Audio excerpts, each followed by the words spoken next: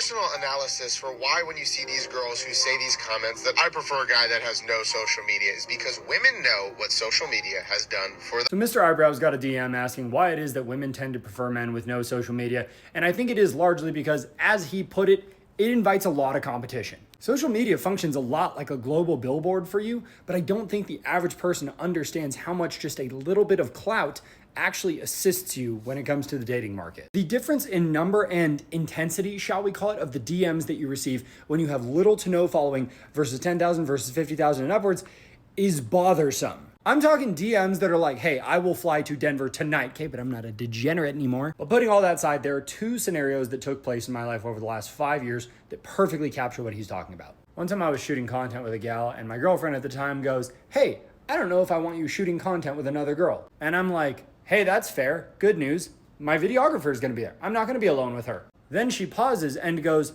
I don't want you shooting content with girls. And maybe some people are hearing that one and they're like, oh, that kind of makes sense. That's sort of fair. But it's this second one that really kind of bit me in the ass because I ignored my gut feeling. See, I had a video that quadrupled my following seemingly overnight one time, and my girlfriend at the time sees the thousands of comments from different women and logically asks, do you get DMs from people? So I say, yes.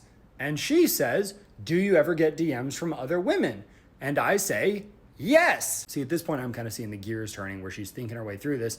And she goes, do you ever read or reply to those women? And I say, generally no, unless I have mutual followers with them, they want to collab, or I know them in real life. And this is the question that got things really bad, is she says, how many DMs do you get from other women per day? And I say, I'm not going to tell you that number. It is just going to make you paranoid. Which I thought was the right fucking answer because there is no right answer. Like, I had a split second to think through this and I was like, well, I tell her, she gets paranoid, she crashes out.